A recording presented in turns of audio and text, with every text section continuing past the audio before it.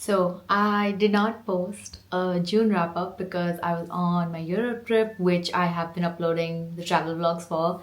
The first one is out, Belgium, and then France and Italy are still coming, so keep an eye out for that.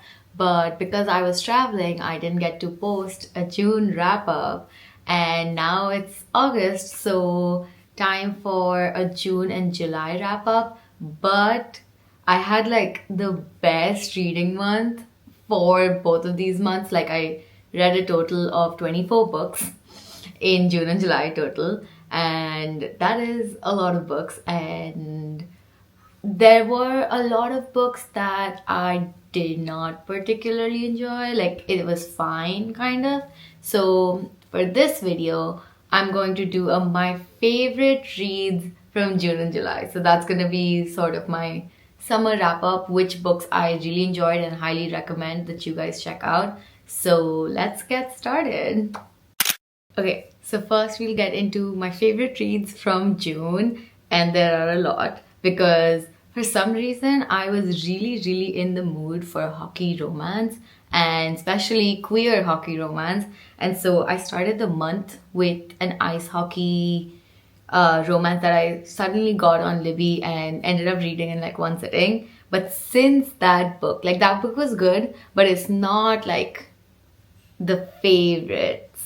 Like it's not up to that mark for me because I literally read a 4-book series in June because it was so good and I couldn't stop. I was reading it on train rides in Belgium, I was reading it in France, like it was crazy. But that book series is the Breakaway series by E.L. Massey. This book series is so good. If you like cozy, fun, like bingeable hockey romance, if you want queer gay hockey romance that is just so fun and so just makes you feel warm and cozy, this is the series for you. It has a lot of representation in the first book. There's a lot of representation for anxiety, there's a lot of representation for disability, stroke, anxiety, like so many different things in the first book. And then second book is also about the same main characters. Like the main characters from the first book are the same main characters in the second book. And then the third book is about 2 different characters that in the same universe. So like the characters from the first 2 books are also in that, and same goes for the last book. And the last book also has a trans main character, and just they're all so good. Like it's so good. If you need, cozy, comfy, just heartwarming queer romance that is also about sports, this is for you. I think this is like the very less angst version in a way to Foxhole Court. Like it made me feel similarly, except for the, of course, the pain that wasn't there in this. That is definitely there in that. But yeah, like the similarities are just that, like sports and then queer characters, and then just like people finding home away from home, chosen family, and like all the things. So highly recommend reading that series. One of my favorites. I still think about it so often, and I don't know if there's gonna be more books in the series, but I really hope so because I need more of all the main characters, but I also need more of Kuzi because he's just so funny. His character is one of my favorites. Like, yeah, obsessed. So, yeah. So that was the Breakaway series by E.L. Massey. Next, we have If We Survive This by Racquel Marie. If you've watched my channel before, then you probably know that I love Racquel Marie's works. This is her 4th. Yes, this is the 4th book, and this is the 4th book I've read by her. I've read all her books, and I love them all, and I have all of them all because I love them so much. And this book, I was unsure about at first because one, it's about zombies kind of, it's about apocalypse, and it's horror, and I don't really read horror. I am scared of horror, and I, yeah, was very worried about picking this up because I wasn't sure if I'm gonna sleep that night. But it's Raquel Marie, and I have loved Raquel Marie's works, so I was very sure that I needed to read this at some point. Anyways, so I finally did it for June, of course. Sapphic zombie apocalypse. It one of its comps is Yellow Jackets. I haven't seen it, but I've heard a lot about it, and so yeah. I guess I love horror now because I loved this book. It was so good. The ending, yeah. If you need, I mean, it is a zombie apocalypse, so you know that there's going to be some pain. You are going to have some pain. I almost cried many times reading this. The ending made me want to throw this book across the room. And yeah, but it was so good. It's so well written, and I flew through it, and yeah, it's just fantastic. I don't know. Yeah, and there's like some reveals also that are like quite shocking in towards the end that literally, yeah, made me want to sob, but I didn't. But yeah, literally, The Walking Dead meets Yellow Jackets. Highly recommend any book by her. If you don't like horror and if you're hesitant to start horror, I would recommend her other books. Ophelia After All, You Don't Have a Shot, and This Is Me Trying. This Is Me Trying is gonna make you sob. I was sobbing the entire time reading it. Check trigger warnings, but You Don't Have a Shot is lighter. Ophelia After All is a bit lighter. This Is Me Trying is heavier, and this is horror. So there's a range of different types of books. So go pick whichever you like and read it because her writing is great, her books are great, and I need more people to get into it. So yes. Okay, last from the June pile of books that I read, I wasn't quite sure whether to include this on the list or not because I did enjoy it because of the writing and just like I had a good time with the book, but when I think about it, it's just, I'm not sure. Like, so the book I'm talking about is Great Big Beautiful Life by Emily Henry. I enjoyed this. I know there are many mixed reviews about it. There's a lot of different takes that people have about it, but I enjoyed it. I flew through it. One thing I know for sure, even if I'm not gonna enjoy the story, I am going to enjoy the writing because Emily Henry's writing just hits for me. And so I had a great time reading this. I was having fun and it was just a fun ride that I was on. I mean, not fun technically with the book's contents, but you know, I was curious about how it's gonna end and like obviously all of those things. But obviously the entire time I was reading it, it felt like a lesser version of Seven Husbands of Evelyn Hugo. And even after the end, it did feel like that. And a lot of times, I mean, there were moments where we were in the past and I just did not care to be in that past. Like, and I just wanted to know what's happening with the main characters now and stuff. But yeah, I loved the writing and I loved the way I felt while I was reading it. So it's in the list, but at the same time, this is not anywhere in my top 3 Emily Henry books. So it's not a favorite in that way. And yeah, again, I kept comparing it to Evelyn Hugo and yeah.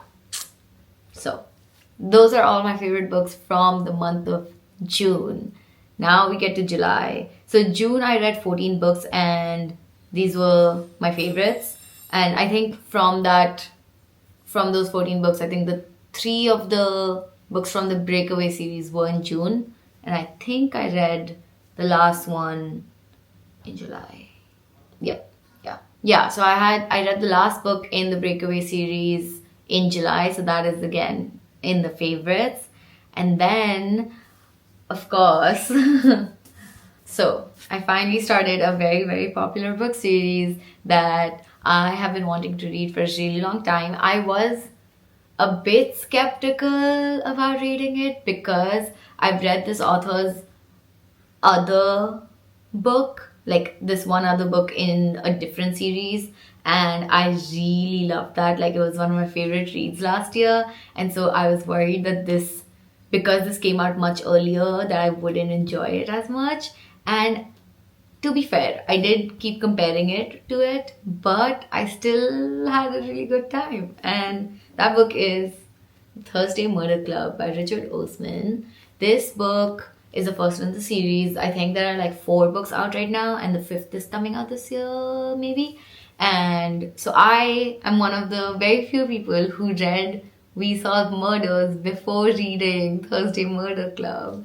And I read it last year, I think in like October, November, and I was obsessed. It was so, so good, and I had the time of my life, and it was just so quirky and like, yeah, I don't even know, like, I just loved the way the main characters were, and I just loved the way they interacted with each other and with the world. And it was just like, the humor of it was just so good. And this had very similar vibes in terms of like, what I got out of that book is what I got out of this. It had quirky, fun characters, and like, you know, the way they are with the world was just fun to read. And like, yeah, like a cozy mystery, like so freaking good. Yeah, in the beginning, it did take me a while to get into it, I think, because I just wasn't, like, I was more like, We Solve Murders is so good, so much better. Like, there's no way this can like do anything close to, come anywhere close to that or whatever. But it did, because obviously it's the same author. And yes, I still do like We Solve Murders more, but this was really good, and I really love the characters, and I am excited, very excited to read the second book in the series, and obviously the rest of the book series. So very, very excited. So yeah, one of my favorites for July. Yeah, this literally, I don't know if anyone will agree with me, but Richard Osman's writing kind of literally feels the way Frederick Bachman's writing feels, except his is contemporary works and his is murder mysteries and cozy mysteries. And so, yeah, I don't know what it is. It's their like writing style, like their sense of humor, their quirks, I guess, in the writing, in the characters that they put. It just feels like, or it just makes me feel the same way. Like, what I feel when I'm reading a Frederick Bachman book is what I feel when I'm reading Richard Osman. I have not read Frederick Bachman's sad books though, so that is a different story. I think, yeah, that's the difference. Richard Osman's, I don't feel sad. Like, yeah, with Frederick Bachman's, there is that like sad quality, but it's the kind that's like comforting. Like, it feels like being consoled, like being hugged, and I don't know. Yeah, there is a difference, but similar vibe. Okay, and then the last book that is my favorites of June and July. This book is the only book that I gave 5 stars to in these 2 months. So, best for the last, and this was I think the last book I read in July maybe, but that book is Sorcery and Small Magics by Maiga Doocy. I was shocked. I literally randomly picked this book up from my shelves, and I was not expecting it to be as good as it was. This is a cozy fantasy. This has queer characters, queer main characters, and they hate each other, and they're in like a school for magic, and it's like a system where every person who casts spells needs a witch, would you call them witches? Wizard. Sorcerer, yes. Every sorcerer who casts spells needs a sorcerer who writes spells. So they always come in pairs. Like that's how the magic system is. And one of the main guys is the one who writes it, and the other main guy is the one who casts it. And then they get paired up in class and somehow end up, the casters ends up putting a spell on the other that is literally like that he needs to follow everything that the other says and does. Like he needs to, yeah, basically he's his puppet, slave, whatever, and stuff. And so then they embark on this journey to figure out how to get rid of the spell, because they can't tell anyone because it's a forbidden spell and they don't know how it happened to get, like how, there are reasons why, which make complete sense why it happened the way it did and like all of that. But yeah, if you like queer cozy fantasies and slow burn and angst, but it's not like the kind that like frustrates you, it's more the kind where you're like excited to get to the part where they finally go from rivals / enemies to lovers, this is the one. I will warn you though, this is the first book in the series and the second book has no release date yet, so I am struggling.